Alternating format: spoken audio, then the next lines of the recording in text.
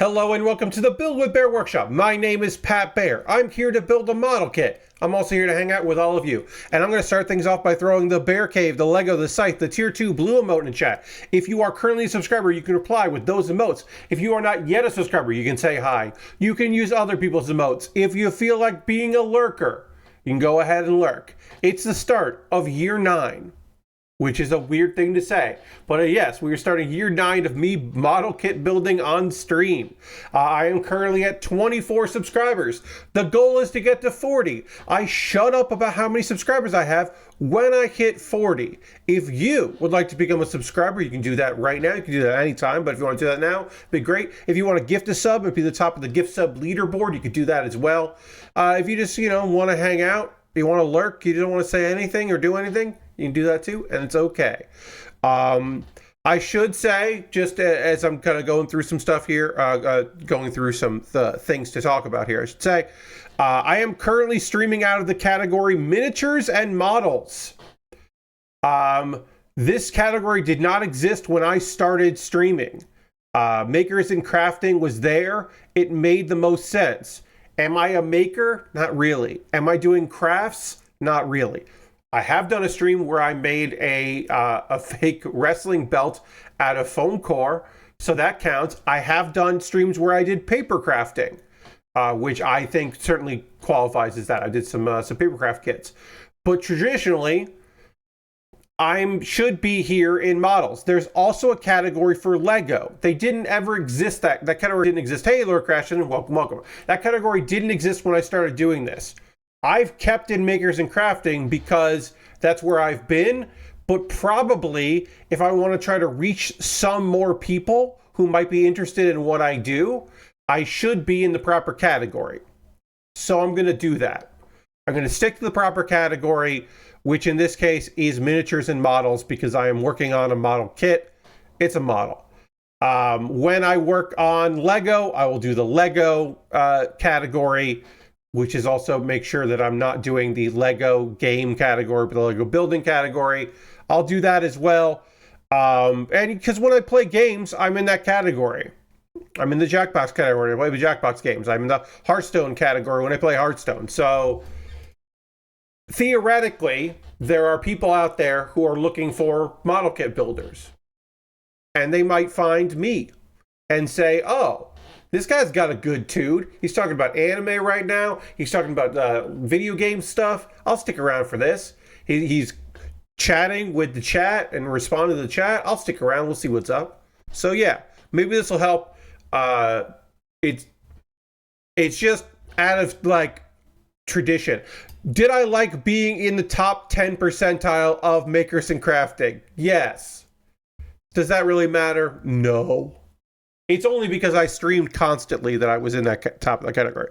We are working on the Shining Gundam. If you missed my stream on Saturday, I started this kit from scratch. We did both arms, and we started working on the feet. You might be saying, Pat, I thought you were working on the VDAR. I am. We've paused the VDAR so I can work on this. Now you work your way up the new category. Yes, Lord Crashton. Now I work my way up. We'll see what happens. I started this kit because this is the very first kit I ever built on stream. Way back in the year 2017, on my very first stream, which was on July 20th, 2017, I started a model kit, which was this kit. Because, hey, Lashbrook, because this was a master grade that I hadn't built. I had worked on the high grades from this series, from G Gundam, but I hadn't worked on the master grades. So then I got to work on the master grades. It's a 2002 kit. It is a reissue. I do not know when it was reissued, but it was a reissue. It does have rubber on the bottoms of the feet here, and there are rubber hands, but I am using these clear green because they look rad as shit, and why wouldn't I? So, yeah, so that's where we're at. I should say it right off the bat, I should just get you the heads up so we're on the same page. My sinuses have been real bad. I took an allergy pill earlier in the day. That did not help. I took a cold pill, hoping that maybe that was like maybe I was getting a summer cold. That has not helped. My head is not 100%. perhaps also feeling under the weather, and then having my headphones on most of the day because I was in a Discord call for a couple hours today. Perhaps that didn't help things, listening to people sing and practice. I tweeted about this, or sorry, I skeeted about this. So I'll give you the story here. Basically, to throw it back a little farther than where I'm at. One of the only things I do in person in this town in South Carolina is I attend a monthly event called Karaoke Brunch. It used to be weekly, now it's monthly. Karaoke Brunch is exactly what it sounds like. It is a all Sunday, late morning into actually, honestly, the evening event where they serve brunch all day into the night. And you can sign up to do karaoke. And it's a very fun, silly little time. People really have a good time with it. It's very fun. The majority of people that show up to Sunday karaoke brunch are queer. Not everybody, but most people. There's no gay bar in this town. There's no lesbian bar. There's no queer. That there are some events for young queer people, which is awesome. I am not a young queer person. I don't mingle in those events. But it is tough to find places that are openly cool as shit. You may remember when I was doing my character monologues once a week. I did a character about karaoke brunch, based on one woman at karaoke brunch that just said karaoke brunch, and that is how she said karaoke brunch every time. And so I was like, well, that's very fun. So when she made announcements about karaoke brunch, it stuck in my head. Anyway, there are a couple folks at karaoke brunch that I have hung out with consistently. Shared a table with, sang some songs with, and just generally we're vibing. We're around the same age. One of them is it was born in Brooklyn, so we have the New York connection, which was really fun. And they're a trio, and they generally sing together. Sometimes they do other stuff. And they were, one of them messaged me about a week and a half ago and said, hey, or a week ago maybe, and said, hey, so if we wanted to learn pronunciation of some Korean words, would you know somebody that could help us with that? We don't want to just listen to some random person on TikTok about pronunciation. Because they wanted to sing Golden from the animated movie K-pop Demon Hunters. And I was like, yeah, I know a few people that speak Korean. I know a couple people that are from Korea. South Korea, obviously. I do not know any North Koreans. But I know a few South Koreans. And I was like, yeah, I can try to make some introductions. So I reached out to a friend who, besides being someone who in nerd communities that I'm very familiar with and did comedy with, is also a teacher for people that want to learn Korean. And so I was like, hey, what's your rate for one day for what it amounts to? I think about 10 words. If you were unfamiliar, K-pop Demon Hunters, you should watch it. It's on Netflix. It fucking whips ass. It is in English. There is Korean in it, but it is predominantly in English. You will be fine. But one of the songs, Golden, which is my personal favorite, but some people have other opinions on it, and that's fine, has some Korean in it. Not a lot, but has some Korean. And so I was like, hey, what's your rate for an afternoon? And it's not a lot of words, but they want to get it right. And she was like, what context? And I was like, So there's this song that's mostly in English but has some Korean in it, and they want to do it at karaoke, and they don't want to fuck it up. And she was like, what's K-pop Demon Hunters? And I was like, it's on Netflix. You should check it out. Because like I said, I knew her from nerdy comedy spaces.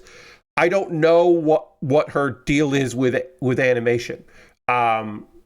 Like, she knows that there are a couple manhwa that have been made into anime in Japan. She's aware of that because she knew what solo leveling was, because her brother's really into solo leveling. So she knows that's an anime. She knows that's like an award-winning anime. So she's aware of that. So she watched it and she was just like, it was great, because my friend was like, I can help them out, and I'll just do it. I'll just hang out, and you can owe me a favor, because probably already owe her favors, but she also owes me favors. It's fine.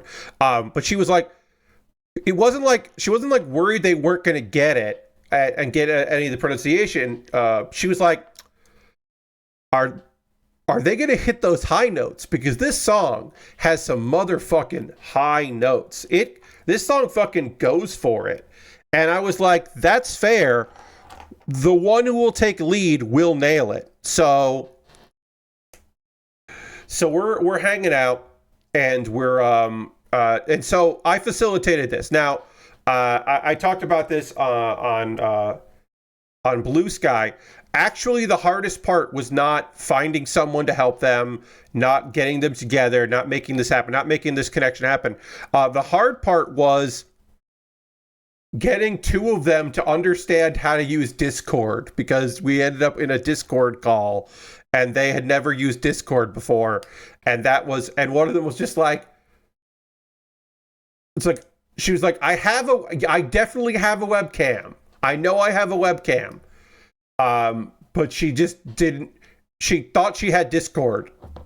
She did not have Discord. So we had to go through all that and invite in a call and do all that, and then make sure that people understood how microphones worked and what microphones they needed and all of that. And one had a headset mic and the other one had a Blue Yeti, because their roommate thought they were going to do a podcast. It's a whole thing. There's a lot of stuff. So anyway, we're doing our thing. We're doing our setup. And then chatting about that. Gotta go F1, E2.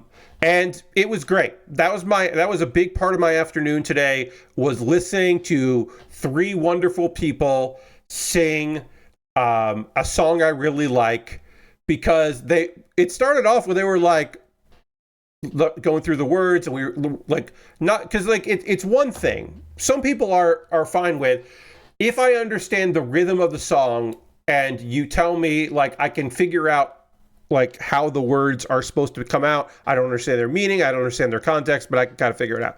And then other people are like, I have to say these words slowly and I have to learn them outside of the context of what we're using this for, and then I can figure it out. So everybody learns a little differently. They were learning the words and they were feeling pretty good about it, and then they were like learning the words with the song. And then my friend, my Korean friend, was like, so y'all gonna sing it? She didn't say y'all, but he was like, so you guys gonna sing it? And they were like, yeah, all right, we'll do it. And so I got a little free concert in a way, and it felt really good. And I am excited for Sunday because they're gonna do it. So there's not an official karaoke track right now, but there are a couple they can choose from that are out there. People did the work because it's very popular, and I imagine there will be a karaoke track soon. There are official lyric videos and all that out there, but I assume that eventually there will be a karaoke track. Song is really great, and it's very fun. If you haven't seen it, it's a great movie, great animated flick. Totally recommend.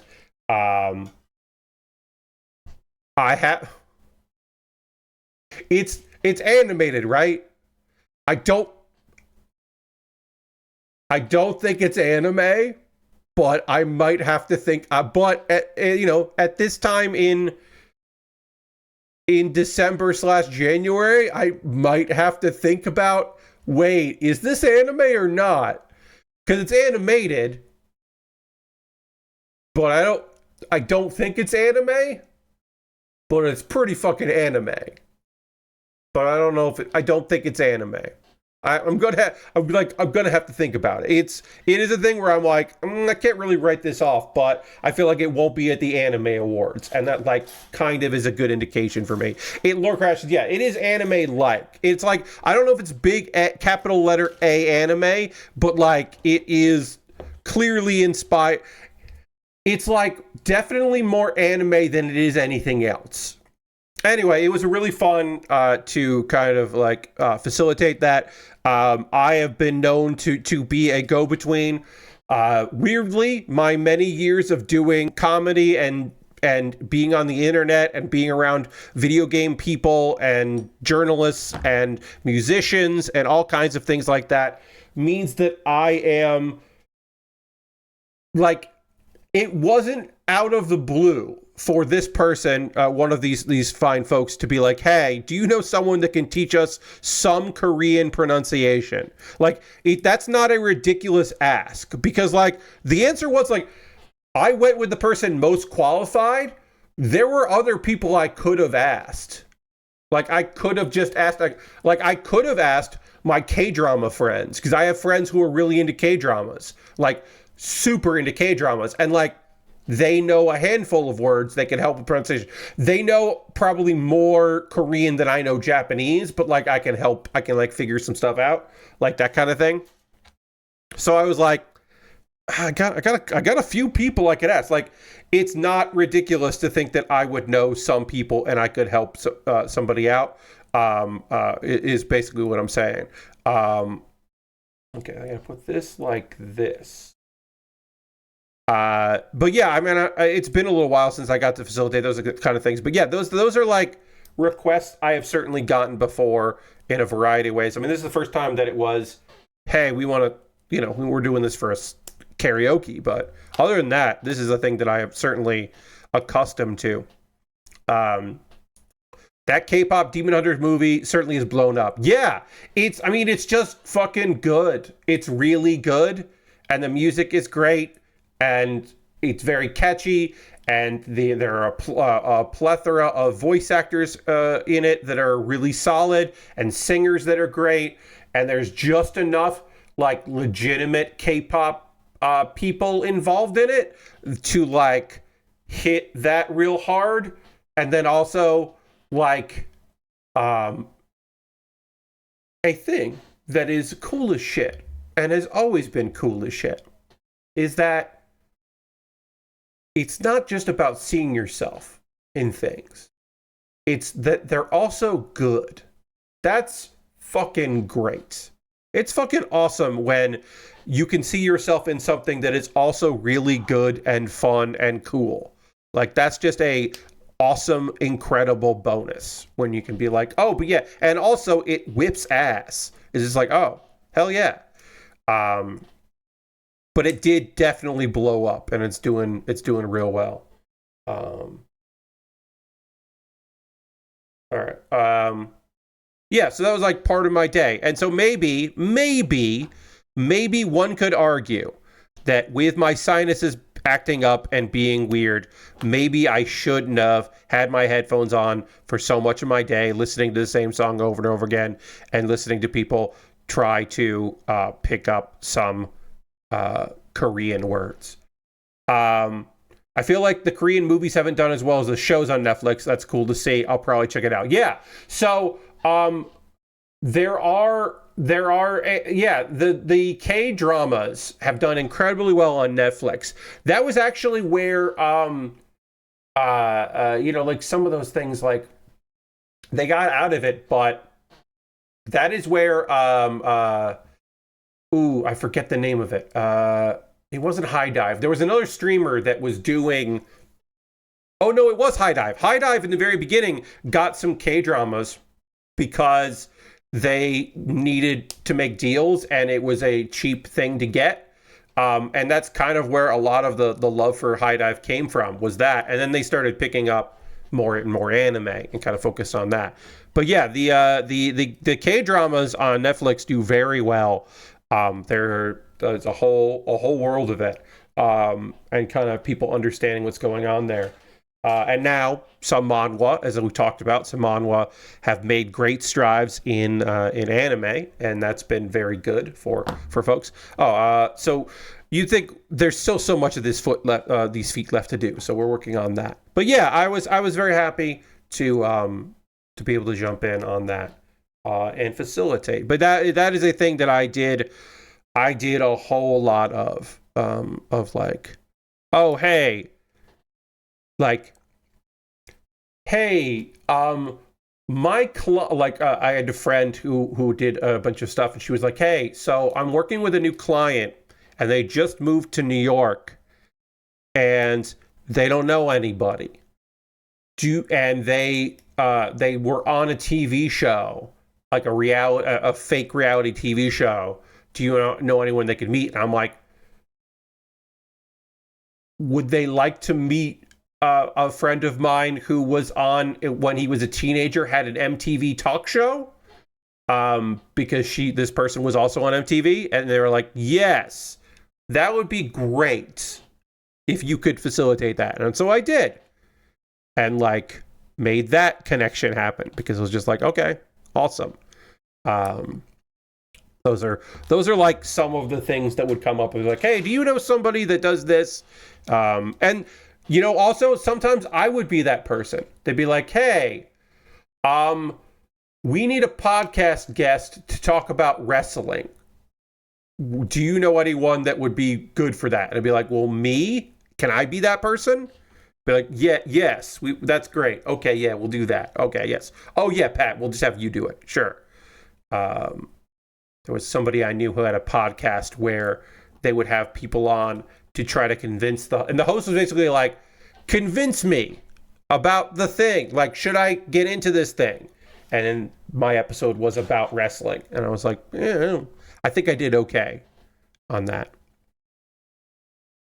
I stuck to American wrestling. I didn't go into like, well, here's a wide variety of different kinds of wrestling you can get into. Because I was like, language barrier is going to be tough for people that are not already bought in for nonsense. So kind of didn't do that part, but other parts I kind of did.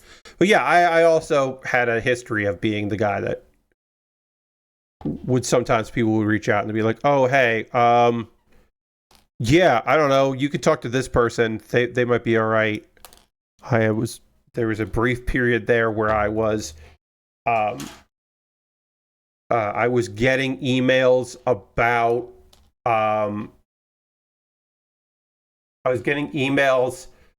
with anime questions for like 3 or 4 writers at Decider for a brief period there, because I had been quoted in an article from my friend as his anime expert. And so then more people were like emailing me about things and being like, hey, I'm going to cross-reference this. Does this sound right to you? Can you let me know? Like, this is what I've gotten from my source, and I just want to verify. And it would be stuff where I'd be like, yeah, that is right. No, actually that's not right. Like, just stuff like that. We'll get a bunch of those. All right, so now we're gonna do. All right, we're gonna move on to do. We're working on the one leg here. We're gonna do one leg and then do the other leg. That's what I need. I need to look that up. Yeah. All right. So we're just gonna do one leg, then we'll do the other. We only need these parts here. These can go. This can go over here. These are already worked on. Move on to this. It was nice. It's nice to be asked to help out, and it's nice to be able to help out.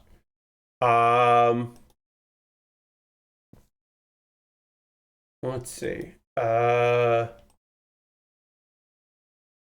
We don't have a lot of news stuff here. There is one thing. Oh, you know what? Actually, before we get into news, because we do have some gaming and pop culture news stuff to talk about here. I should probably. Oh, all right. I do have to put in some screws here. So let's put in the screws. Let's put in the bottom screws first. If you did not watch my stream on Saturday, there are screws that are used here to strengthen stuff. It was a brief period in the world of master grades where they were using screws. They did not stick with that, but they certainly did do it for a while. It's weird. It's very weird that they do this. All right, so there are like 3 different kinds of screws in this bag. I have to make sure this is kind of looks like a K. Yes, okay, so that and that TP2 times 5. And that's TP, yes, 2 times 5. All right, and so that is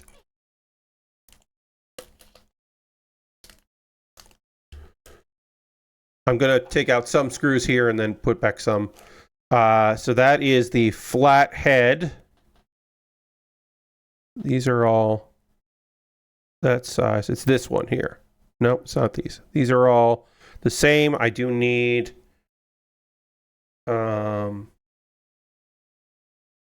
need one of those later for the top of this. So it's this one. It is this here. These are 2 different screws. You can kind of see. I'll zoom. These are 2 different screws. So I have to find, I need one for this, and then I need the other one that is flat. And so I'm looking through all the screws in the set for that one.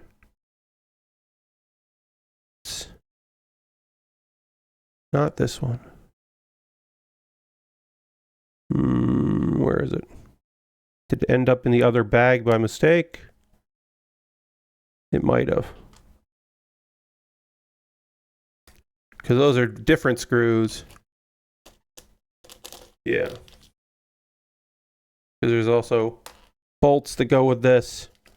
So it might have ended up in the other bag, and so I got to go into the other bag. I got to widen this out because we're too zoomed in. Yes, I think these are all the same size, which means it's one of the other ones. Okay. The 2 bags should be separate, but occasionally they got messed up here. So all right, so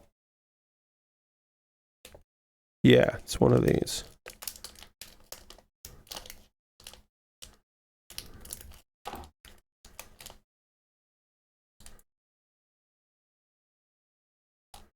And that's going to be rough if because I think so maybe this is wrong.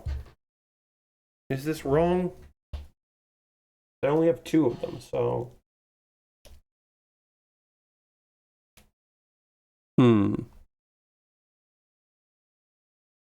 Well, that's a future path problem. I think these are the right screws. I'll know once I screw them in, probably. I'll know once I screw them in. But yeah, they're supposed to go like that. But these all look the same. I think they are all the same. Yeah, that's a future pat problem if I only have one of those. Then I'm going to need 2 more. I'm going to need 2 of them. That is a and I can always just put 1 in and it'll be fine. We'll make it work. So yeah, I wanted to talk about how this is the beginning of year 9, which is a weird thing to say, but it's true. There are no major changes coming up to Build with Bear that you need to be aware of. Things are going to continue at a pace. I have no plans to do anything differently that I'm doing here. Merely continuing to do my streams. Things should pretty much be the same. In August, I'm definitely gonna I don't know, there'll be something going on. I'm gonna do an event thing, a fundraising thing for myself in August. Lasper says, I gotta say, I did not expect the number of screws in this. I thought it was just be the waist or something. Yeah, so no, there's screws in the arms and the feet and the thighs. This is basically, they were running into an issue where kits were really wobbly. Master grades were really wobbly because they relied too much on polycaps that got really loose, like ball joint stuff got really loose. And they couldn't figure a way to tighten things, and so things got really wobbly. And so their solution was tiny motherfucking screws. Just a bunch of tiny screws would solve the problem. They thought that was the solution. And is it the solution? In my opinion, no. But that's what they went with. It does make the things tight. I don't know. Like, I'm not going to be too worried about it because I'm not going out here trying to pose all these things, but I get it. I get what they're doing. All right, so we got that. Then we're going to have these pieces go into there, and this piece needs to go in there. So we need some F parts here and a G. Now, one thing about this is this shit. Nobody wants to lose Gundam. Indeed, Lord Cratchit. What the fuck's up with this shit? These parts here look almost fucking identical. Look at this. They're like, this is good, this is bad. And it's like, what's the difference? I'm going to figure it out when I look at it, but I have no idea. I don't remember why they're like that about this part. So that should be interesting. Widen out a little bit here. So that'll be interesting when I figure that out. But I'm like, what are you talking about?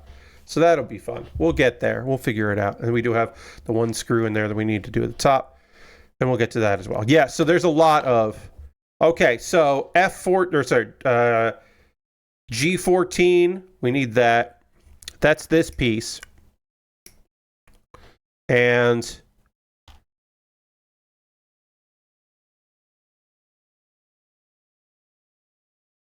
yeah, I'm like... okay, so... on one side, there is less material than on the other. So we want the one with less material, or with more material. So we want this side. This side is the way we want it to go. But like, ooh, the left side is a bit thicker on the example. Yes, Lashbrook. But this piece is not big. So the difference in actuality is not much. But like, they don't really say. They just say one is good and the other is bad. And it's like, oh, what do you fucking mean? I think I figured it out, but it's very minor. The difference is very small. All right, so then we need... yeah, so I'm going to be doing some kind of fundraising thing because as a stream, in what do you call it? In August, I have the need for a couple things that I'm going to need assistance putting together for myself. Basically, I have the need to get some medication. My meds are due, and so I need to pay for that. And I have no assistance with that, unfortunately. I am offered no state assistance. I used to be offered state assistance, and that is gone, which is truly maddening and sad. So I have to figure that out. And then also, I need new glasses. It's becoming a fucking problem. My glasses are on the a little bit of one of my lenses is delaminating, and it will just continue to deteriorate. And so I need to go and get an appointment and have a doctor, give me an eye exam and get a new prescription. And then I will use that new prescription to get new glasses from somewhere that is not there. And I will attempt to get frames that are as close to this as possible. Warby Parker will get me some of the way there. They will not get me all of the way there, I don't think, but they'll get me some of the way there, which will be good. And I want to look ahead here. There's a bunch of stuff in the middle that isn't going to help me. Yeah, okay, so that goes on the outside, and then there's another screw that goes in the top there. Okay, so that goes in there, and that goes in there, and there's a poly cap. Okay. But yeah,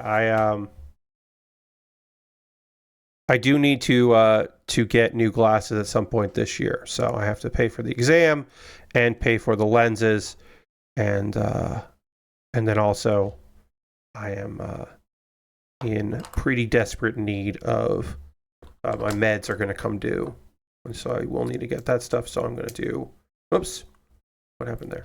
I'm going to probably do some sort of fundraiser, and then I'll say this: I don't know what I'm doing for that stream yet. I have an idea.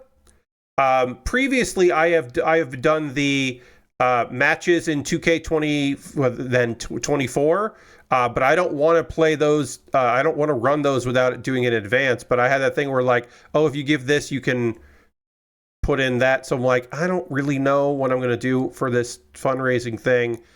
But I want to have some kind of incentive for people to donate. I might do a tier maker. I've also had the idea, and I don't know how this is not interactive, I don't think, but I have wanted to do a stream of. So you may know that some websites out there, game sites, were doing like the 25 years best games of the past 25 years because we hit that, like, so to do 2000 to 2024 and like do that. And so I've kind of wanted to do that list, but not what I want to do is one game for every year list. So for each year I have to pick one game, and so I'm not ranking them among that, and I'm not like picking like I'm not worried about like, ooh, do I have too many N64 games on this list? Or that kind of thing. So I think that might be something I do, but I don't know how to gamify that. I don't know how to incentivize that for people that are watching to try to have, them donate. So I don't know. I guess. Okay. All right, I'm thinking out loud now. I'm spitballing here. These are things that I would be doing in a Discord. I would be talking to a few people as examples and trying to get their feedback for this and pitching ideas. What if, while I'm doing that list, and if someone donates $25 or something, $25 for that, they can, maybe 25 is too much. But something like, if you donate $25, you could tell me to take a game off the list and I have to replace it with something else from that year. So like, you can just be like, no, Pat, you can't have Persona 4 for that year. And then I'll go, okay, well then I'm going to put Persona 4 Golden in for another year or something like that. And I could cheat it that way. Or like, replace this from this year. And I'm like, but then I have to take Fallout New Vegas off my list or something like that. And then I can't add it back. I can't put it back. If someone says, do another one, I can't go back to an old one. That might be good. And I guess I could do the 25 because that would be like in keeping with the, this thing didn't fucking sit in there. This is really annoying. This part is very annoying, everybody. So the Dan Recker style list making. Yeah. I mean, a little bit like the idea that like I said, I need to gamify it. Like I haven't done the math yet about how much I need to raise for this stuff, but it's not going to be like the most I've ever tried to fundraise for, but it's going to be a decent little number. And I ask for help a lot these days, unfortunately. I'm in a position where I have to. So like, I kind of need to gamify it a tiny bit to make it work. And so I like the idea of, maybe it's like, I'm going to figure out the 25 games list, and it's one game per year from 2000 to 2025. And if you donate, you can pick a year, and I have to take off the name on my list and replace it with something else. as I'm going through it, or something like that. And that can be while I'm doing other things. You know what I mean? Like I'll do the list already. Here's my list. Here are all the games, and I'll have like Wikipedia open for each year or something, or I'll just go to each year. And if you're like, take this out, then I have to take it out, and then, or I'll have like because I'll have to do all the work. I'll have like, this is my list of 25. It's one per year. You can make me replace one of these for $25, and I'll just have to put in something else for it. I think that is really stupid in a way that I could get behind. I think that's probably what I'm going to do. And yeah, I'll have like a Google sheet with like a bunch of backups, right? Like, here's my game for 2003. Here are 5 or 6 backups for 2023. And if I like run out of backups, then I'll go and have to do the research and have to figure out another game that goes in there. And then it's with the understanding that my original list is my number one. Have a random number generator, remove a random game on the list. Yeah, something like that.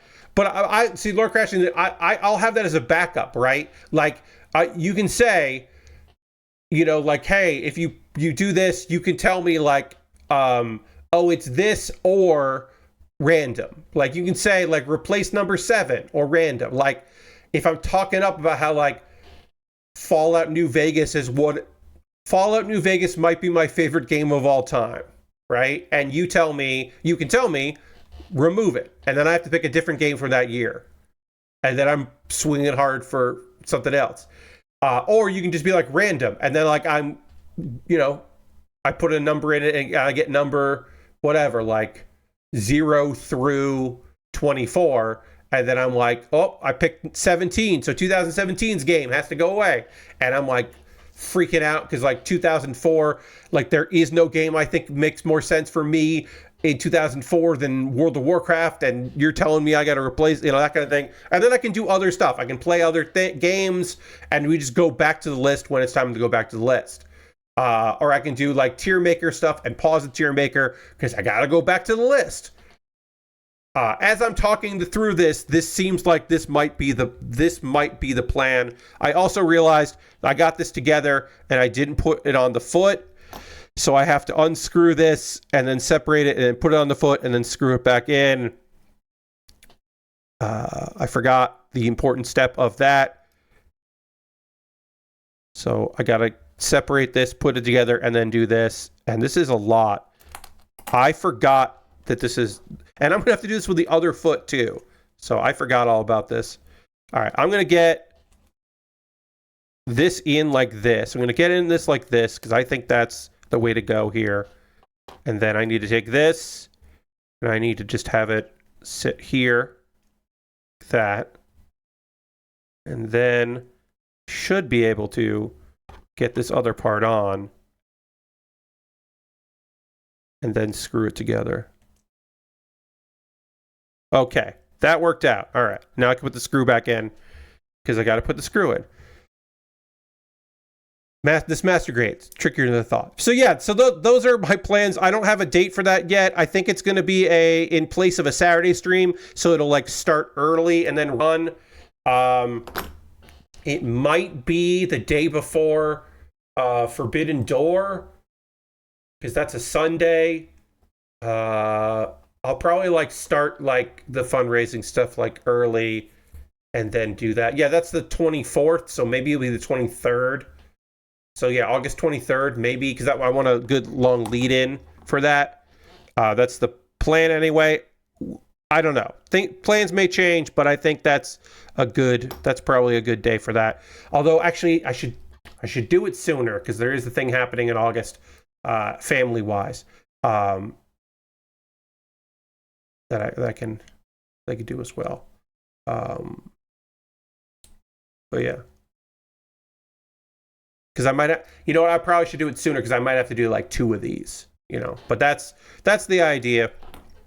Yeah, $25 to remove a number, and then I have to put a new game in there, and I can't ever put the old game back in. Oh, oofta. Just thinking about that. But I do promise that that list will have like, it will have games that like I believe in, that I want to be on that list. Because otherwise it wouldn't be fair. All right, so there's a screw.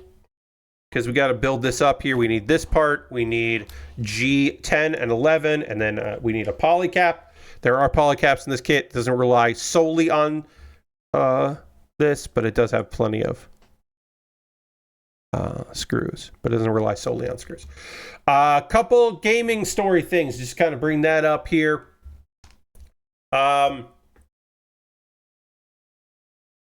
There's a PUBG esports team. PUBG Mobile, and there's an esports guy that had a name that he didn't think about. Apparently, according to him, he didn't think about. Yeah, a bunch of people don't, they don't use their real names. They use, online player names and all that. Like, that's the tradition. A lot of people keep that tradition. So, there's a guy from India, Subhash, and he was part of a team. And he's been using, since he's been on the team, the online name of Hitler. An Indian guy used the name Hitler. He has now changed that name to Henry.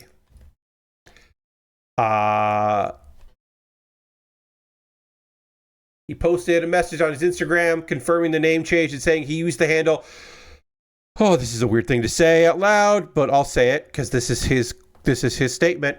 Without fully considering the weight and historical pain associated with the name, I certainly want to apologize for my previous esports ID and apologize to anyone who's hurt by it. It was highly insensitive and hurtful, and I used it without fully considering the weight and historical pain associated with it. It was never my intention to offend anyone or glorify anything negative. I have changed my esports ID to Henry. Thank you to those who helped me realize this. I'm committed to make sure I represent myself and the esports community with more awareness and respect moving forward. Apparently, this is not solely because he had a change of heart, or friends of his were like, hey, guy, why is that your fucking name in esports? You need to fucking think about this. I didn't realize it was a bad name to use. Yes, exactly.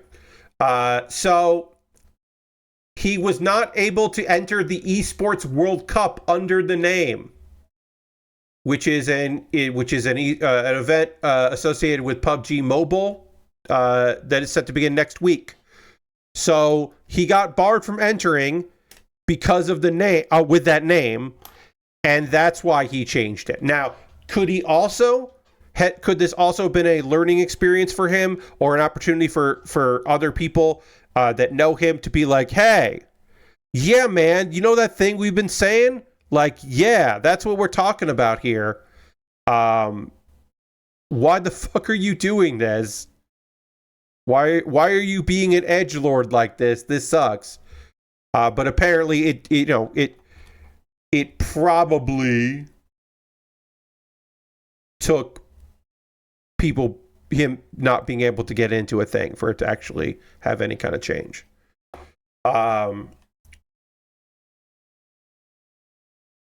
So apparently, in India, there is an explanation here. How much I buy this, I don't know. I am not an expert in the culture of India. But apparently, the India Today Gaming says that Hitler is sometimes used casually in the country to refer to a strict person.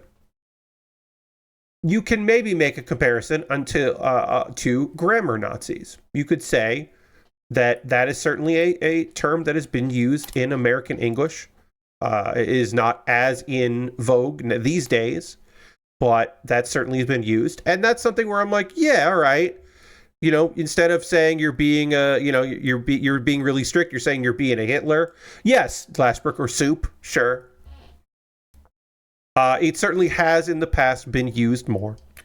But I would say, one, yeah, but like that, yes, as Lord Crashington says, this is actually what I was about to say, Lord Crashington. But I would not have used Grammar Nazi as my online handle in my professional esports career. I would not have used that. I would not have done that.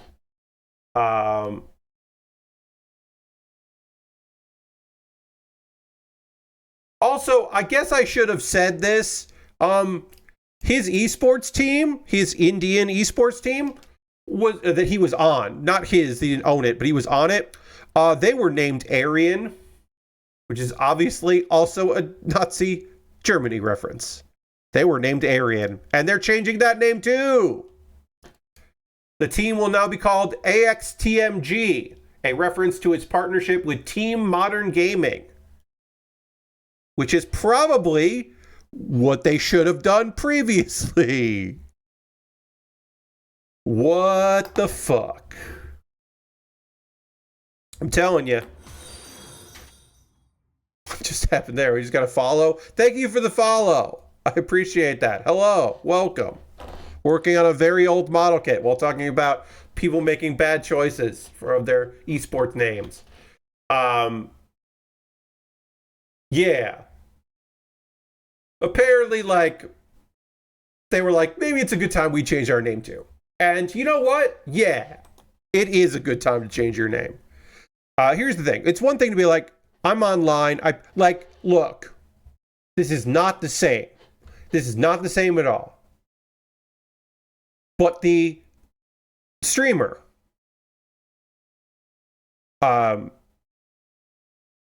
you're looking to see if Bandai has Gunpla of certain mobile suits. Nice, yeah. We're working on the Shining Gundam, which is from G Gundam. It's a 2002 kit. This plastic is not from 2002, but the design is definitely from 2002, which is a very old kit that involves screws, and it's a wild build, but I'm happy to be working on it. There is the speedrunner, right? He was not always a speedrunner. He makes YouTube videos. He made YouTube videos where sometimes he started doing speedrunning in it, right? He got to submit for GDQ, and they were like, cool, please don't use that name on the stream because we are we're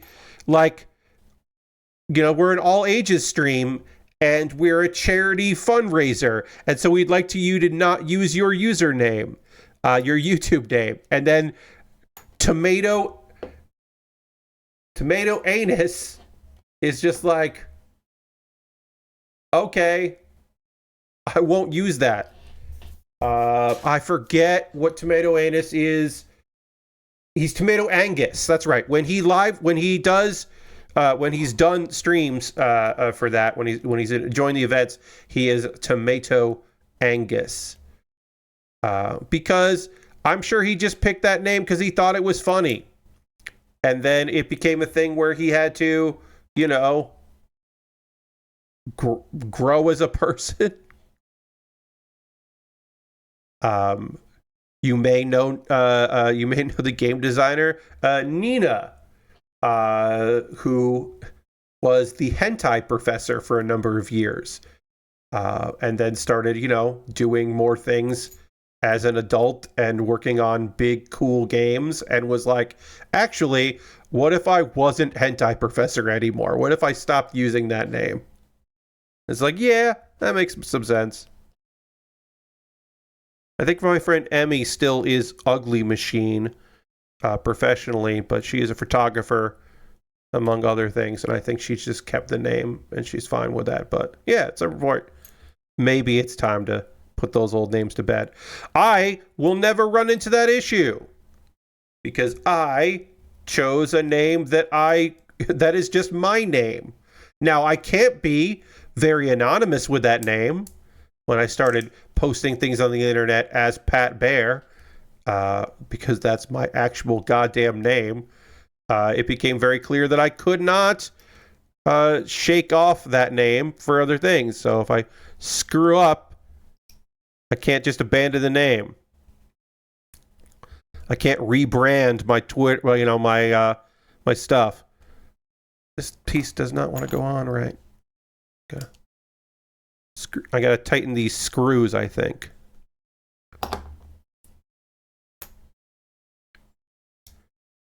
Get these screws a little tighter.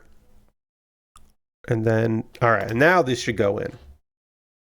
But yeah, I don't have the luxury of doing a rebrand. Just change your name to Pat Baer. Yes, indeed. I'll just change the spelling of my name. Looks like the Emmys I want don't have a gunpla of them yet. Oh, okay. Yeah, I mean, if if there's a new show, like if you wanted some of the G-Quarks or G-Quarks, if you're looking for that, some of those kits aren't out yet. They're coming this year. They're kind of being a slow release. Or sometimes it's just like, if you like a grunt from a particular show, sometimes those grunts just don't come out. I mean, they usually do eventually, but...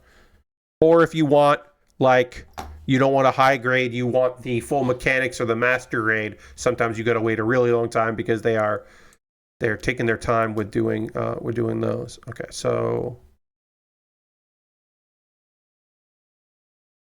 complicated. Parts of this are pretty complicated. This piece needs to go like this. Yeah, so this goes like this. Oh my. A couple of little news story things here. Ubisoft is like, hey, the reason why Star Wars Outlaws didn't do well is because Star Wars as a franchise isn't doing well, which is like a completely incredibly strange thing to say. Like, what? Oh, it was because the Star Wars franchise is doing is choppy waters, is what this guy said. It's just like, nah, dude, I don't think so. I think Star Wars prints money, and you have to be pretty weird. You have to make a pretty weird game for it to not like blow up with Star Wars. Like people who like Star Wars want to play Star Wars video games. Like, nah, I think that might be a you problem. Like they didn't have problems with the game at launch. Yes, it's like that's the problem, my guy. The Taurus, Red, Psycho Gundam 3. Yeah, the Psycho Gundam 3 could come out at some point. A couple of those, it just might not. Or they might have been premium only. But, yeah, just gotta be vigilant on those. All right, I think I have gotten this connected properly here. This was really frustrating. This is a small little thing. And of course, it's a lot of stuff. How about the fact that it had bad stealth? That's probably why people weren't super into it.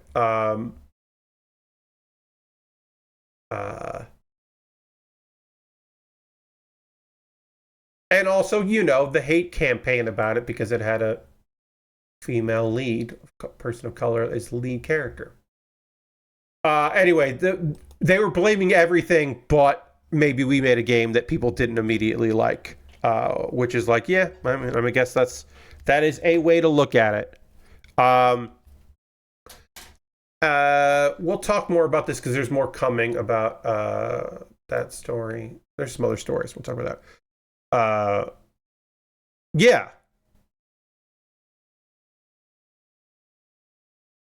It's just like, there's a lot of reasons why that game didn't work, and I would say it being kind of boring and having bad stealth is like, bad stealth will just ruin any game. If you're going to put stealth mechanics in the game and then they aren't fun to play or are really frustrating to play, like that's just gonna be a big bummer. That's just never going to work. We'll talk about more of that later. And just a little bit before we transition to me talking about ways you can support the channel and doing all that, my pause for the cause, as it were. One little note here that Infinity Castle is releasing. That is the Demon Slayer movie. Is opening in Japan on July 18th. And it is internationally being released with screenings in the United States and Canada on September 12th. So it's coming out in August in Japan, and then starting internationally and rolling out. And it will be in IMAX on September 12th. So if you really want to see the Demon Slayer movie in IMAX, you got 1 day. So save the date, September 12th. It just opened to Japan on the 18th, and it's starting to roll out international in August, and will come to the US on September 12th. So if you want to go see that, I would say if you're going to see a movie in IMAX, one of the most gorgeous anime in modern anime is probably a good one to go see. That's probably a good bet for a cool time. Just gonna say that. You can take it out or leave it. All right, so now is the part of the stream. It's some people's favorite part. No, it's nobody's favorite part of the stream. It's not even my favorite part of the stream. This is my opportunity to just, for the next couple minutes, talk to you about ways that you can support the channel and what I do here. Everything I'm about to talk to you is optional. You're under no obligation to do any of this stuff, but if you would like to, that would be great. I'm giving you the opportunity. Take it or leave it, whatever. You just want to hang out? You want to hang out. You being here, most important thing. But if there's a way you want to support what I do here, you can. First and foremost, if you are currently a subscriber to the Build with Bear Workshop, you can throw the Bear Cave, the Lego, the Scythe, and the Tier 2 Blue emote in the chat. Being a subscriber is the easiest way to support what I do here through Cash Money or your Prime Gaming token. If you want to, you certainly can. We'd love to have you hang out. You don't see ads, no pre-roll ads, no ads during the stream, anything like that. Sometimes on my longer streams, I have to take an ad break, but I won't in this one. So you could do that if you wanted to. You could gift a sub. We are currently at 24 subscribers. The goal is to get to 40. I shut up about how many subscribers I have when I hit 40. If you want to become a subscriber, you want to gift a sub, you could do that. You could be the top of the gift sub leaderboard for the month. If you want to get in on that, you certainly can. I have a Patreon at patreon.com/PatBear. Over my Patreon, there's a $1, $3, $5, and $10 tier. There are different rewards for different tiers. Consider joining me on Patreon. We'd love to see you over there. And you can see all the variety of benefits over on the Patreon. I have a YouTube channel at youtube.com/Pat. Wow. youtube.com/PatBear. And over on my YouTube channel, subscribing is of course free. Please do. Also, think about jumping over there and becoming a member. For just $2 a month, you get my Wednesday videos on Tuesday. So that is a way to support me if you want to support me over on the YouTube. Those are monthly ways to support me financially. If you just want to throw something in my tip jar, I've got a Ko-Fi, I got a PayPal. You can throw some monies in there if you want to do that. And everything I make through direct donations through YouTube, which includes AdSense, so watching my videos helps me out, through Patreon and through Twitch, all goes into a fund. And from that fund, I buy model kits and Lego sets to build on stream. I've got model kits and Lego sets right over there that I'd be happy to put together. I am currently working on a kit that was sent to me. This kit. I have some other stuff that was sent to me that I'm currently working on when I finish up this. This I bought. You helped me buy this, so I appreciate that. So I can celebrate my 8-year anniversary of being a streamer and begin my 9th year of streaming. Wild. Now, if you want to influence what I build next, you can always buy something off my Amazon wish list. Over on my wish list, I've got model kits and Lego sets, inexpensive kits, expensive kits, all kinds of different things. There's one jigsaw puzzle on the list, which right now you can get for, I believe, with coupon, digital coupon for $7. Pretty good deal. If you want me to do another jigsaw puzzle in the future, I could do that. Got model kits and Lego sets, inexpensive kits, expensive kits. I recently added something new to the list. I want to find it so I can mention it by name. Where is it on the list? I just added it. Oh, there's a knockoff Lego of a Xenomorph action figure toy building set compatible with Lego for adults. Cool, scary toys, gifts for boys and girls, 8 and 14 up to years up. 687 pieces. I bet this is going to suck ass to build because so many of the pieces are black. I bet that's going to be a fucking nightmare. I added it to my wish list. If you want to buy me a Xenomorph V1 knockoff Lego, they don't even put the name of the company that's making it in the thing on Amazon. I will build that. If you buy it for me, I'll build it. Yoinks. My alternative to Amazon, because as I said, alternatives is my wish list on Throne. Check that out. And of course, if you want to support me financially and you need to be incredibly weird, the most convoluted way to support me is to go to USA Gundam Store. At USA Gundam Store, you can buy a gift card. They will send you an email with the gift card code. And then you can send me a whisper on Twitch or a DM on Twitter or Blue Sky or Mastodon with that gift card code. And then I will use that gift card code to buy something from USA Gundam Store or a family-owned business.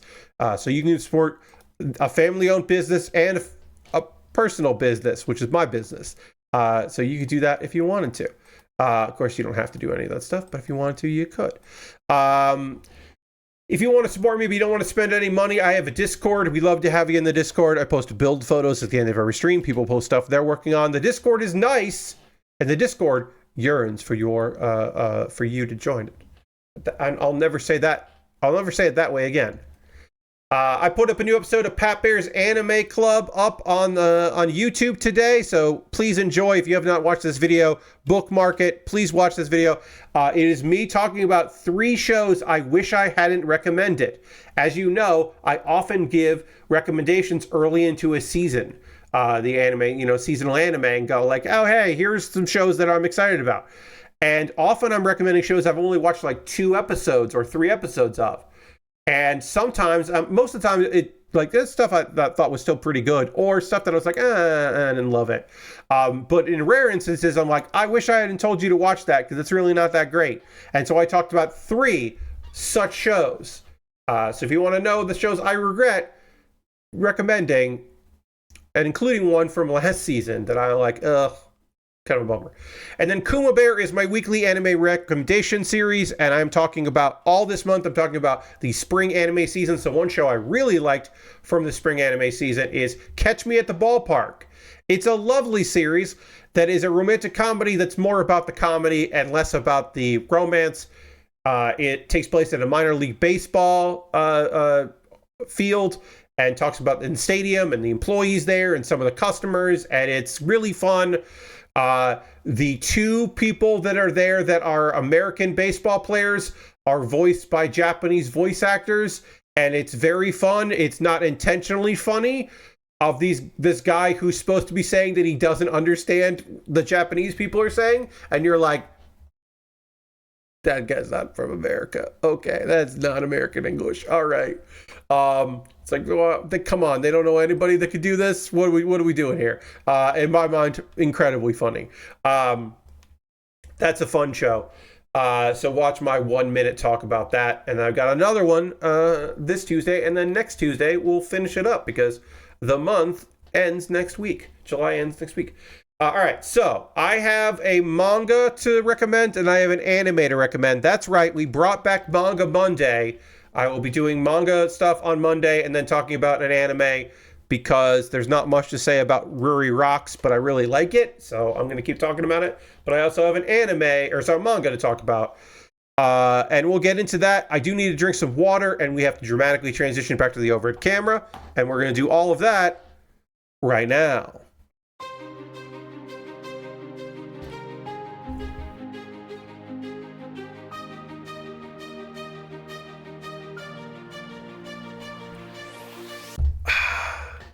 All right, we're going to start putting armor on this. You can see there's some cool stuff going on with this knee and some stuff that moves around, and that's kind of fun. And this part moves around, and it's got a lot of mobility to it, even though there are a bunch of screws here. It's still pretty solid, but also loose enough to move around. So that's fun. So let's put some armor on here.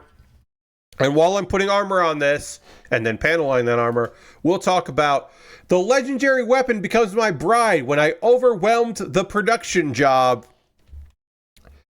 This fucking manga It's an isekai.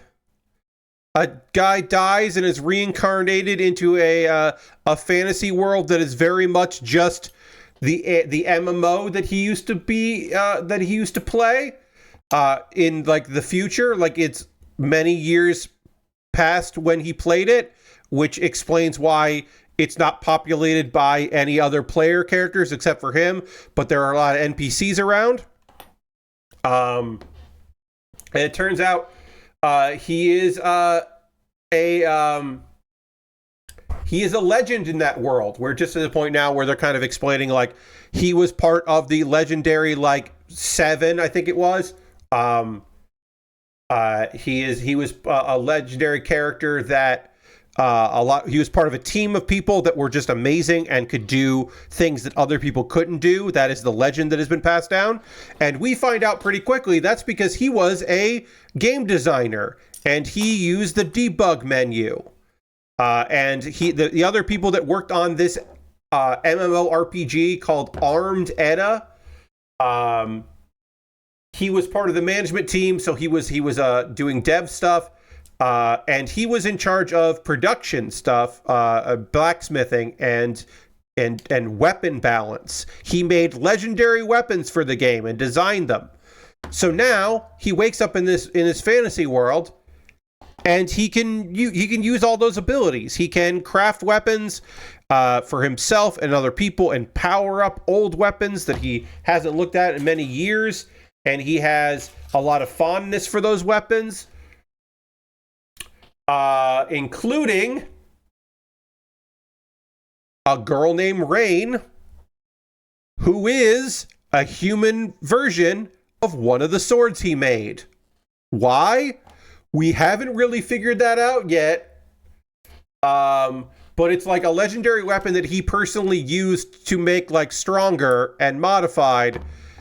She's just a lady who's in love with him, and he is like, okay.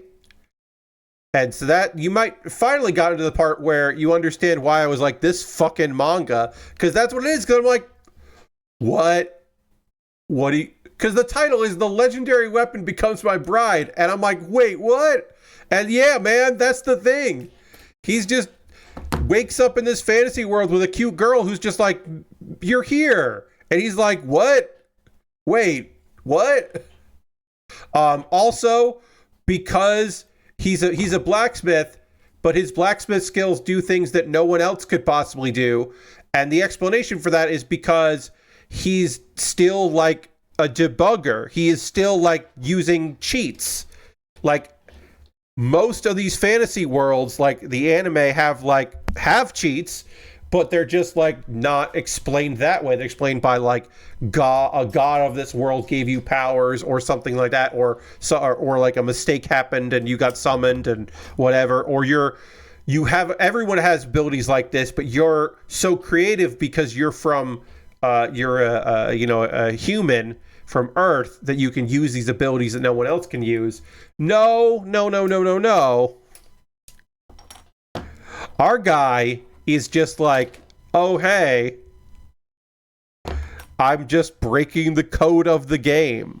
And I'm like, that as an explanation, I kind of think that explanation is way better than what other nonsense explanations are in other anime or manga.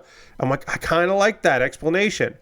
It's still fucking nonsense because it's, again, there's a lot of this. I'm like, this is an interesting premise. I think this is kind of like played fun, and like all the NPCs who are just people are like, what do you mean you can repair a house with just those materials? Like, no, we've got craftsmen. We'll help you out. And he's just like, nah, I'm good. He also defeats this evil sword. He like completely defeats it by like, he overpowers it and then also restructures it so it's just like a regular sword, because he remembers that being an annoying sword when he worked on it, because he helped design it, of course. And there's going to be further adventures of him going out there and like figuring stuff out and making things happen. But it to me, it's just like, it's the part where one of the swords is a girl, and I'm like, why though? And they haven't explained that part yet. why it's Leviathan. So it's one of those things where, like, I should say, this anime, or this manga, I should say, this manga so far is not horny. And I know that's hard to believe, what with it being a thing where this guy created a sword, and then that sword is now a girl who's in love with him. And you'd be like, Pat, there's no way this show isn't horny, or this book isn't horny. And please believe me when I say, it's not even like, oh, well, for anime and manga, it's not that horny. No, it's not horny. And I'm like, well, why isn't it? If this is what why didn't you make it horny if this is what you wanted to make? And I don't have an answer for you. I don't fucking get it, really. That's why I wanted to talk about it. I wanted to talk about it because I'm like, I don't fucking know, y'all. I don't know why this exists and why people are like, what? Why did this get made? Like, why is it the way it is? I don't know. I'm gonna keep reading it because there's something about it. Like, at some point it might get horny, and then I'll probably bow out if it gets like creepy in a way that I'm not interested in. But like right now, it's just kind of fascinating. I don't know. I also don't want to make it sound like it's good. It's not, it might be okay. It ain't great. I'll say that. It definitely is not great, but it's like pretty all right. So I don't know. I wanted to talk about it because I'm kind of enamored with the concept. I'm like, again, I don't think it's good, but like it exists and it's surprising that it exists. Like I'm impressed that somebody pitched this thing and then got it made. That's impressive to me. Like that this thing exists and that you can, if you wanted to, read it. Like good for you, I guess. I don't know. All right, I need C and B. C out here. We're working on the side part, the calf here. And this calf has rocket booster things that pop out, which is cool. The upgrade of this, the burning, which of course is actually the God Gundam, has more of these things, but the shining, which is the first version, doesn't have as much, but it's got some touches of stuff going here. One thing I do think is kind of neat, and this kit tries to do where it can, which not a lot of kits do, is this piece is C6. The piece that's going to go into it is B6. And earlier, we had a G18 or something, or G14 or something like that, and then also like F14. And that's cool. And it doesn't happen all the time, but that never happens in most kits. So I think that's pretty cool. That's like, oh yeah, you need C6 and B6 fits in the C6. And I'm like, oh, that's neat. I like that. And again, it doesn't happen all the time, but it's cool when it does. And then this needs to pop into that, and it did. Great. And it goes like that. This is how it looks normally, and then it pops open to reveal rockets. I think I'm going to panel line this now before I put it on, because it'll just be easier to do this inner piece here before it's on the calf. I'm not going to go super hard with it, but I'll put a little bit of panel lining on this. As I said on Saturday, I built this kit, originally on my very first stream. I started working on it. Took a couple streams. I'm going to check. I don't know how many streams it took to build this, but I can find that out pretty easily. But I will say, I definitely didn't panel line it because I wasn't doing that when I first started model kit building. I didn't do that for several years. So this will look different. And my techniques are probably better than they were then. Certainly better than that. So yeah, some differences. There'll be some differences between the two.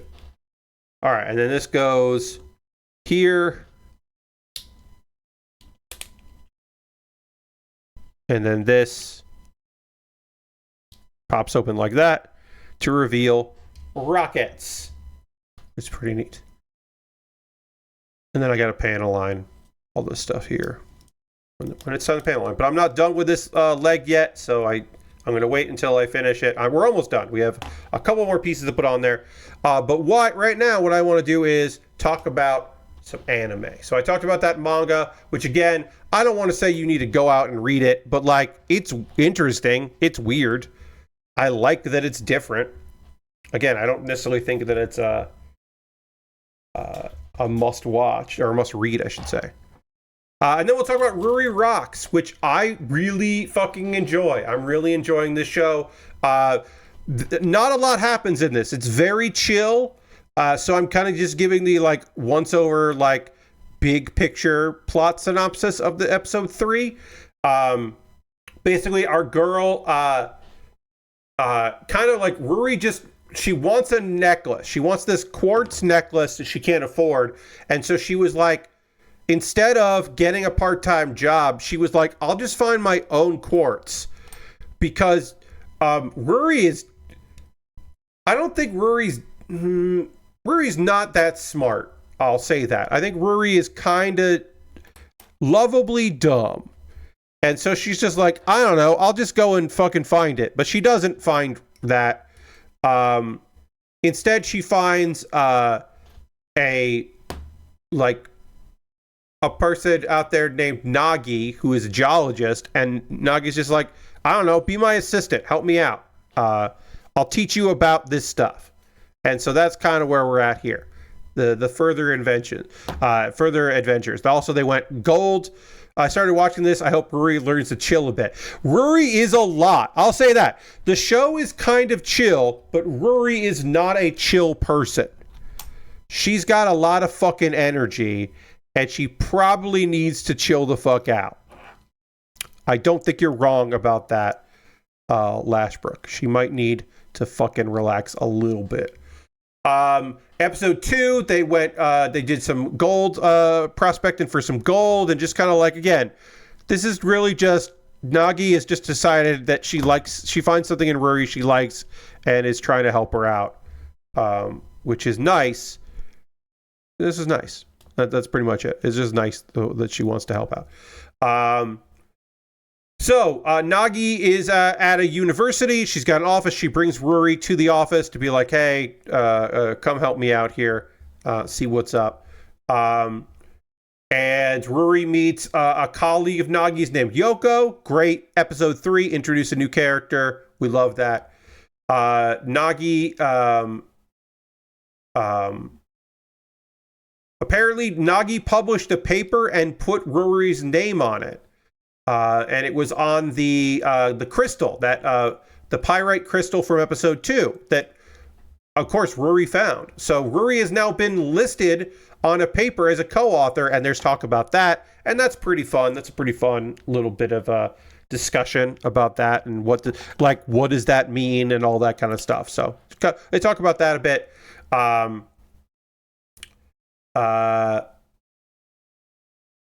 And then while cleaning the lab, Ruri discovers a bismuth crystal that looks fucking cool as hell, and she's like really enamored with it. Why weren't these locking in place?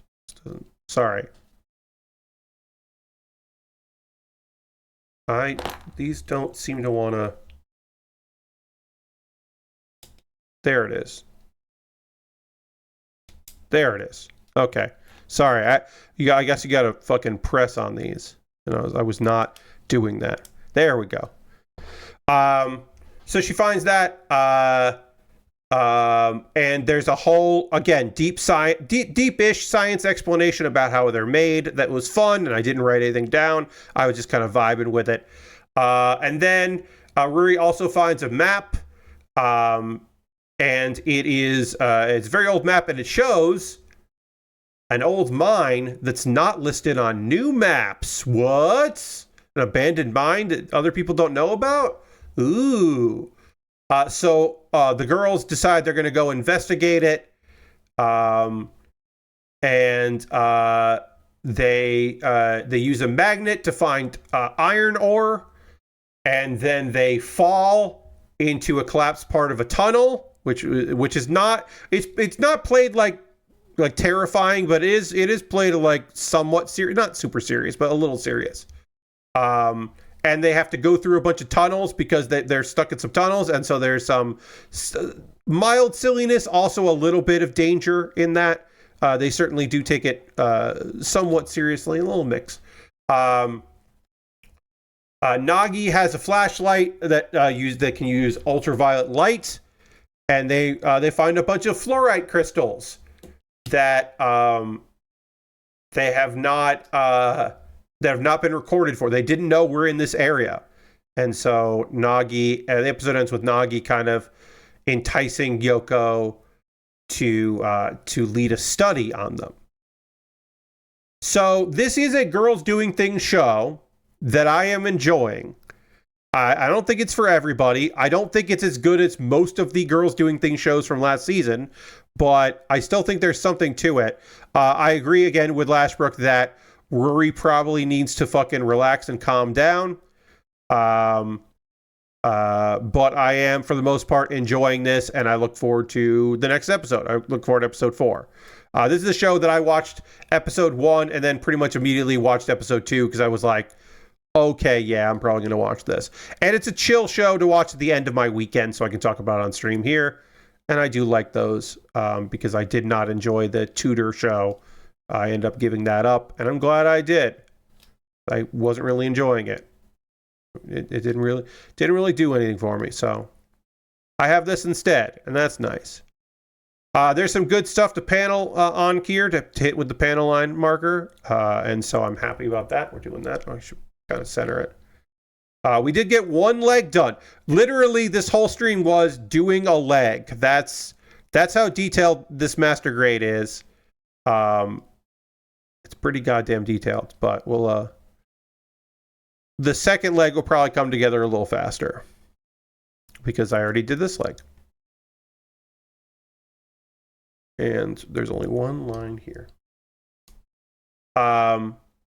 So knock on wood, the connection issues I had on Saturday didn't return today, which is nice. So hopefully that will be a continued thing, and we'll be lucky there. Probably shouldn't have said anything until the stream was done, but what are you gonna do? I had to do a few things on my. I think it was on Twitch's end, but I still wanted to do a few things.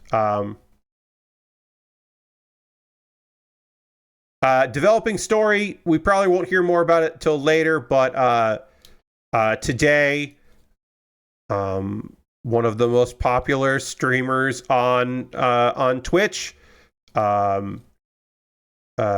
certainly one of if not the most famous VTuber in America, in the English speaking world, Iron Mouse announced that she is leaving the management studio, Visojo, that she was a part of, and she is leaving. She cannot go into all details, but she certainly shared a bunch of details that the reason she is leaving is because they owe her a bunch of money, and more importantly to her, they owe the charity that she's been fundraising for a number of years a bunch of money, like $500,000 money. If you're unaware, Iron Mouse has done some charity events through Tiltify, and I always recommend if you're doing a charity stream or so you're helping out with somebody doing that, use Tiltify because the money goes directly to the charity through Tiltify. You don't have to worry about it. But some people do the I'm going to donate all of my subs for this month, or 50-50, half of the money I would make on subscriptions or that. So she did a really big subathon, which was a huge success and raised a bunch of money through that, people gifting and matching gifting and all that.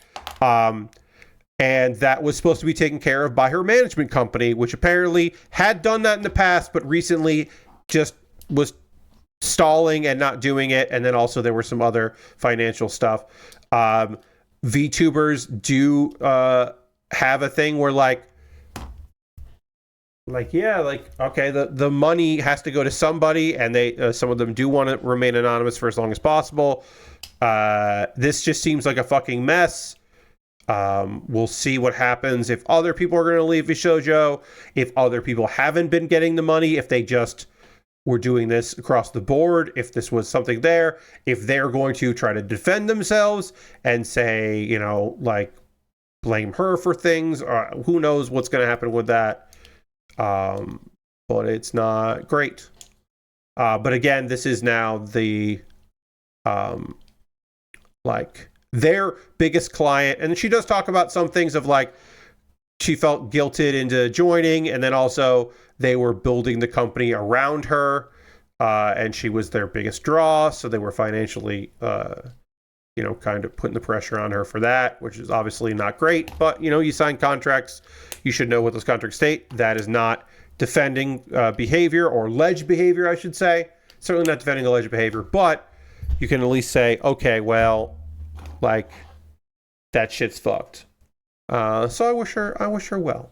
It looks like she and Sea Dog Connor are going to be doing a charity event next month or the end of this month in the same manner, but use Tiltify just to do something for this. And also to say, the charity that she's been raising tons of money for, I'm going to look up the name again because I have forgotten the name, and I want to make sure that I am saying it, because it is a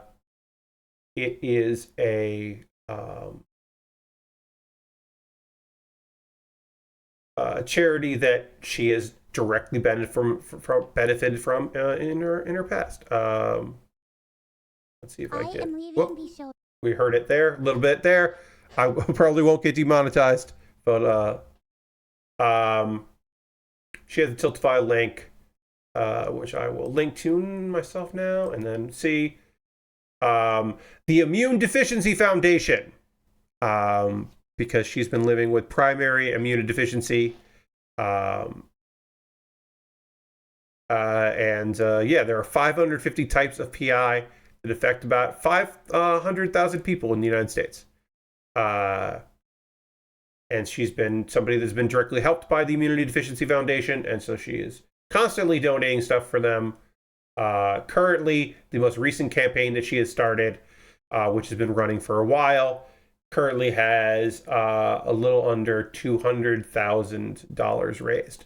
Also, the ad revenue that she will make from her Why I Left the Shoujo video will...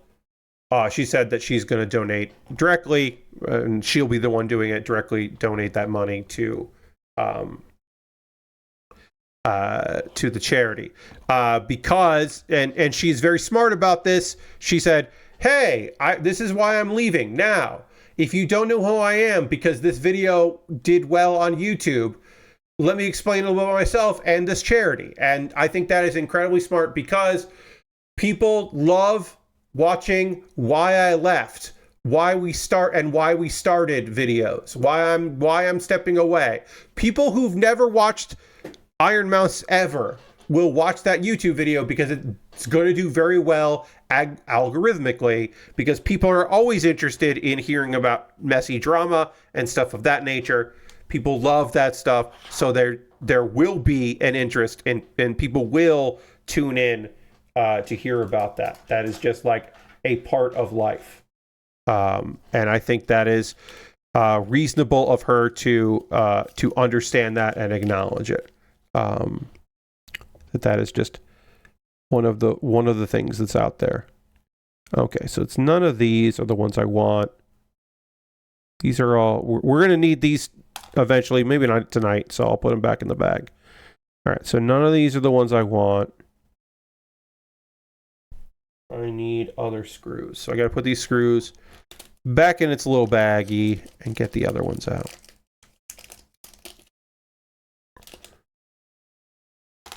Oops. One thing that's nice about this is, like, I understand that, like, if it's got a nut next to it, then I know I know which one is the one that I need to pull out. Like I know I need a silver screw if it has a nut. Which is good. And as far as I know, I've used all the right screws so far. We'll find out later if I fucked it up, but I think I've done this right so far. Okay. I think that's it for this bag. So I just need to put this in here.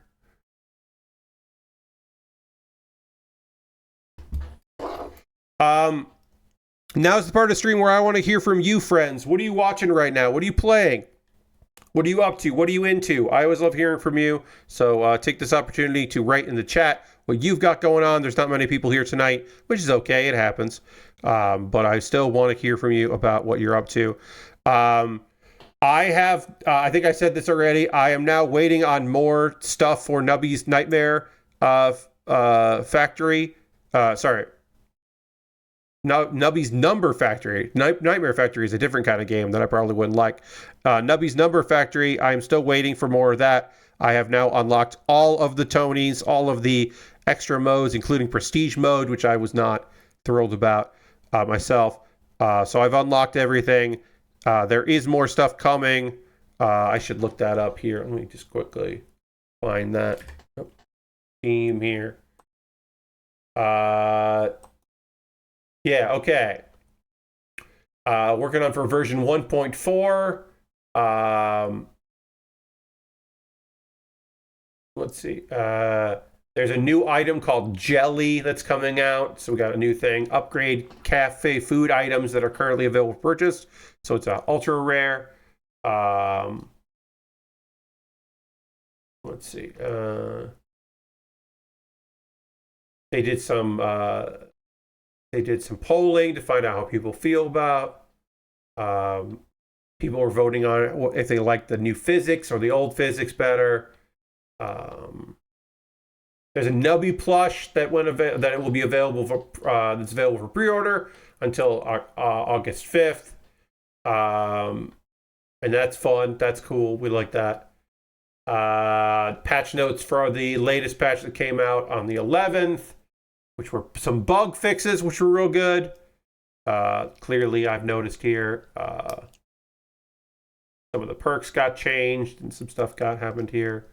And they changed a few things that made things a little bit better.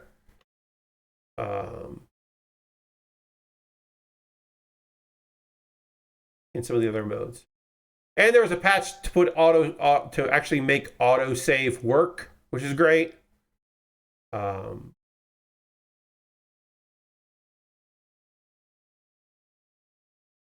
Also, apparently, there was a speedrunner technique that they patched out because it was really messed up.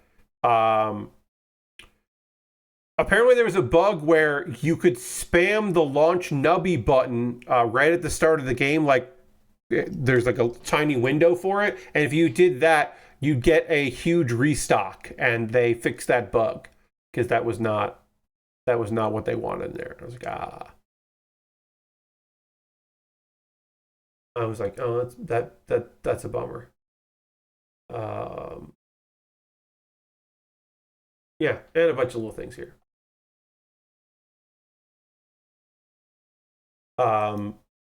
I'm still playing that game, still loving it. I'm playing Hearthstone every day. They made one of my decks that we saw last week really bad. They changed low from costing 7 mana to 9 mana, which makes that deck pretty much useless. And so that was a real bummer when I realized that they had changed that deck and made it fucking worse. They did that, and so I was unhappy with that. But they did patch, they did change one of my decks, the deck that I play where you play some different cost beasts, and then you get a 5-drop, which is a 9/9 with Rush. And originally it was Battlecry, summon 3 random, a 6 attack, 8 attack, and 4 attack beast, and make their cost 2. It was random. That wasn't really good. Now it's not random anymore. It's discover. So you get 3 6 attack, 3 8 attack, and 3 4 attack, and you get to pick which one you want. And because it's a discover mechanic now, which is fun, because it's a discover mechanic, what it means is you can use cards to get double discovers. So you can get a bunch of them. And it being discover instead of random really makes it a much better deck. So that change has been phenomenal. Really like that. Modified my deck a little bit because I had to put in a card to make duplicates of that. But I think it is... So this wants the previous leg wanted on this side here. They wanted the not much, and this one wants a lot of empty space. So I don't want to use the not much space. I want to use a lot of empty space on this. So I will do that. That goes on here. Oh, and then I need the little other part that has to go there. And there's going to be a screw that has to go in here. But we're going to get it all together, and then I'll find the screw. I need this little piece here. Lord Crashington says, I got Shadow Labyrinth, which is neat, but also fairly complicated. I also got a ticket for Fantastic Four on Thursday to enjoy my day off. Well, hey, Lord Crashington, enjoy your day off in the movies. I have not been to the movies. I will eventually see that movie, but it is not on my... it's not necessarily on my list, but it is something that I will see eventually. It's just not a high priority for me, your friend Pat, right now to see the Fantastic Four. I want to see Superman when I can see Superman, but yeah, eventually, you know, like everything, it'll be out eventually, and I'll be able to watch it. All right, so let's get this other leg together here, and then we have to put a screw in to kind of keep it all together. Oops, come on. Come together right. There we go. That came together much easier than the last time I did this. The other leg. So now I got to put a screw in, which is one of these. This kit is one I really want. How complicated it has been, and says gay Cheeto Puff. Well, it's got screws. So this is a kit from 2002. And so that was when they were trying stuff out. They were trying some stuff out. So I will say, instructions are fairly easy to read, but it is a little frustrating because there are a variety of screws. So I would say this should not be your first master grade, because again, it's old and weird. But if you really like the design of it, then yeah, you should go for it. But I would say you built the Master Grade Goof Custom and the Easy 8, so I should be fine, fingers crossed. Yeah, I would say, yeah, I remember the Master Grade Goof being really fun. But like that Goof, yeah. That Goof definitely, like, I think the instructions were solid, but it was I mean, it's been a year since I built it, but I remember that I think my biggest problem with that was all of the hose pieces, like the pieces for all the hosing and stuff was really frustrating to put together. And that is true for every kit that has a hose. Any Zaku Master Grade or Real Grade that has a complicated hosing system, those can be a goddamn... We have like beads. When you have to run beads through things, nightmare. Complete nightmare. I have to remember I have to tighten this really tightly, or the part that goes over it won't work. Yes, the tiny pieces were not good fit for my fat fingers. Yep, been there. Lashberg says, been watching more Clone Wars. Still hate young Boba. Yeah. Got to the start of season 3, and we're finally getting into some clone training stories. Yes. It's been a long time since I watched Clone Wars, that Clone Wars animated, but I do remember that stuff being pretty cool. Again, like I said, it's been a hot minute since I watched this. And then Lashbrook says, I forgot, but Mystery Wrestling was very good. They really been stepping up lately. Yes, I agree. Sunday's Mystery Wrestling, aka Evil Uno's birthday show, was really fun. I'm excited for them in Toronto. The fact that they have they're doing a show in Toronto around the AW show, and that is sold out. Found out today, sold out in 5 hours. Congratulations to them. That'll be the biggest show they've ever done. And that is a positive step for the future. If they can start running those around AEW shows, they're not doing Forbidden Door. It totally makes sense. But yeah, especially Canadian shows, because some of those folks don't wrestle in the United States, or they can't wrestle in the United States. So doing it in Canada just makes sense. I hope things work out real well for all those folks. And I would say it was a few times ago, the serious one they did, Lashbrook, I thought that one was not particularly great. But I know that Evil Uno allows, because a lot of their students are people he's known for many years, they kind of book the show. He books like the matches, and they kind of bring in whatever they want to do in it. And so he's a little hands-off, and I think he's maybe gotten a little more hands-on, which I think will only benefit the product. But yeah, there's definitely a lot of creative license in that show, and it shows, and I think generally for the better, but occasionally for the worse. All right, so we got to do another thing where we're putting this together, and then we need to add in a screw to hold it all together, which is weird. Still feels weird. Laura Crashton has been watching some old Adult Swim on HBO Max, and Harvey Birdman is still so much fun. The 2-part episode where Harvey's driven to murder the robot dog and goes to prison until everybody can celebrate his 40th birthday is great. Yeah, I don't remember that 2-parter, but I'll take your word for it. That show has a lot of heart and is very stupid and fun, and it is in along the lines of let's take old characters and old stuff and do something different with it, which I always appreciated with that era and the previous eras of Adult Swim. It's like let's make something. You love all the live action bits. Yes, the live action stuff is really fun, and it always is like, oh, okay, we're doing that now. All right, sure. Okay, so we did that on that side. This side. All right, and again with this, I have to screw this in really tightly. I just want to look, make sure this is all. Yeah, this is all looking good. I have to screw this in very tightly because otherwise it won't lock together right.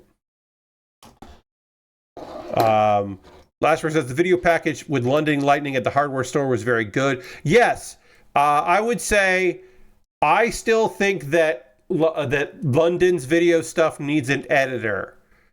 And by editor, I mean someone to just say literally, look, yes, I get that some of these jokes are so funny because they go on so long that they wrap around again to being funny, but then also sometimes they keep going that long and they just aren't funny anymore, and you need to fucking relax a little bit.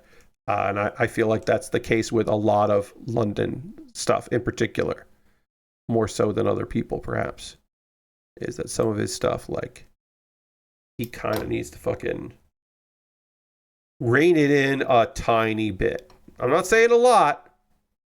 Get twisted. I'm not saying he's got to rein it in a lot. Just like a little bit.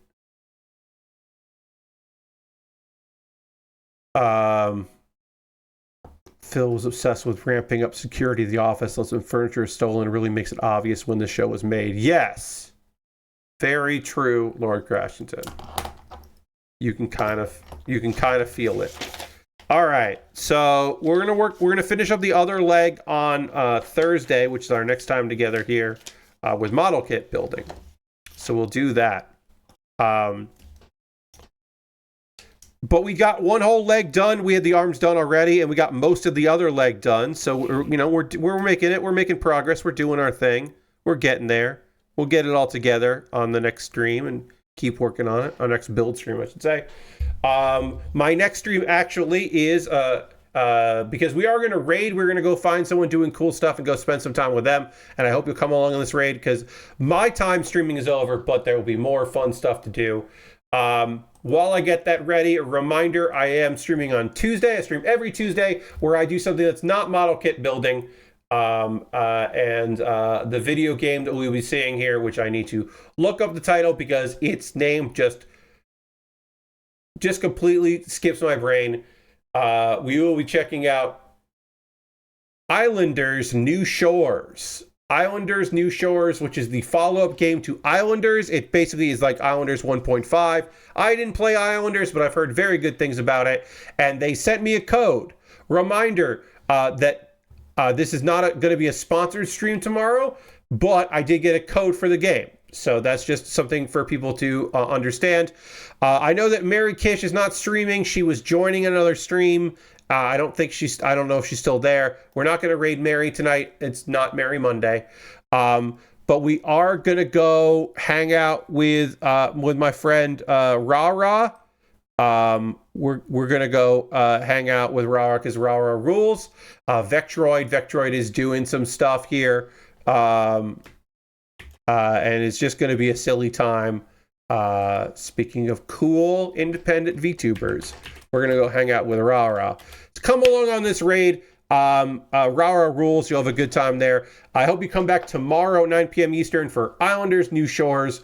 We'll see how that game goes. It'll be fun. And I think it'll be a cool time on this raid. Thank you all so much for being here. I will see you tomorrow and back on Thursday for more model kit building. Talk to you soon. Goodbye, everybody. Goodbye.